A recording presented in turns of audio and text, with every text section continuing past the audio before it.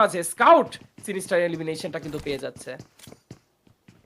এবার জি স্পোর্টস তাদের প্রথম প্লেয়ারটাকে হারালো, যেটা কিনা তাদের জন্য একটা big loss. But player advantage নিয়ে এখন কিন্তু যে দুজন প্লেয়ার আছে তাদের উপরে ঝাঁপিয়ে পড়তে পারে এনআরজি স্পোর্টসের তিনজন প্লেয়ারই। বাট ঝাঁপিয়ে পড়তে তারা একটু সময় নিচ্ছে।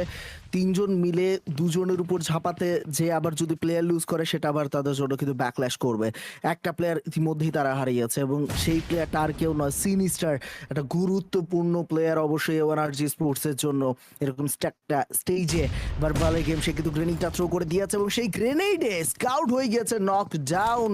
এবার কিন্তু ফাইটটা আস্তে আস্তে একটা খারাপে চলে আসার সম্ভাবনা তৈরি হয়ে গিয়েছে। But panda try his best, একটা নক নিল, সেকেন্ডারি নক আর নেওয়া সম্ভব হলো না। বাট এনআরজি স্পোর্টস তাদেরকে এলিমিনেট করে দিল। টিম টিএলকিউ স্পোর্টস চমৎকার ভাবে সিচুয়েশনটাকে ওভারকাম করেছে তারা, যখন তাদের একজন প্লেয়ার নক, সাথে চেষ্টায় রয়ে যাচ্ছে কোন রকম ভাবে যদি এখান থেকে এলিমিনেশন আনা যায়।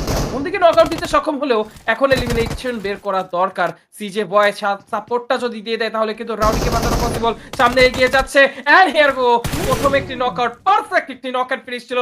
And that is what I am talking about. This is none other than CJ boy. সিজে বয় সুন্দরভাবে কিন্তু এখন সাপোর্টটা দিয়ে দিয়েছে।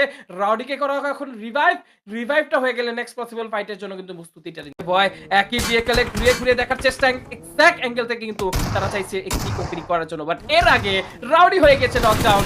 Rowdy can he be save? সুযোগটা ছিল। Oh my God, that's row with his run over. That means Rowdy once থেকে এই রিভাইভটাকে দেখে দেখে পেয়ে যেতে পারবে। সিজে বাইনিতে কিন্তু হিল করা দরকার, যেহেতু লো হয়ে আছে। ফার্স্ট এড কিট ব্যবহার করার সময় সুযোগ এখান থেকে চাই। নিউটনের মাঝে কিন্তু হারিয়ে যাচ্ছে নক এন্ড ফিনিশ তাকে করা হয়ে গিয়েছে। সিজে বয়ের উপর হতে পারে আক্রমণ, হতে পারে বলতে বলতেই হয়ে গিয়েছে, প্রেসাস করে দিয়েছে take and finish. And here we go, CJ boy has been eliminated. তাকে রিকলটা বের করে নিতে চাইবে, সেই জায়গা থেকে কিন্তু শটগান হাতাও উচিত। রাউডি সামনে দেখার চেষ্টায় রয়েছে, জে7 নিয়ে এগিয়ে যাচ্ছে। একটা 1v1 সিচুয়েশন শুরু থেকে হতে পারে। রাউডি এই জায়গা থেকে কভারটা দিচ্ছেন, ইউটিলিটি চান্স পেতে ডেস্ট্রম, অনেকটা low speed both of them. Oh my god, knock হতে পারতো রাউডি, বাট কোনোভাবে কিন্তু সুযোগটা দিতে চাইবে না। ফার্স্ট এড কিট ব্যবহার করে নিচ্ছে, এগিয়ে যাবে কি এখন? ইউটিলিটি তাদের উপরেও হয়ে যাচ্ছে চার্জ। রাউডি এখন চেষ্টা করবে কভারটা দিতে, ডেস্ট্রম গ্রেনেড কুক করে যাচ্ছিল, গ্রেনেড যাবে, নকআউট হবে কি? এয়ার গোলস দ্য না, নকআউট হবে বলে বলেছিল, but yes there please go. ওপেনিংটা ক্রিয়েট হয়ে গেছে, শটগান কি ভাই এখান থেকে। Oh that's we are talking about. No finishing এর সাথে কিন্তু নেপেক্সদেরকে পুরোপুরি এলিমিনেট করে দিল।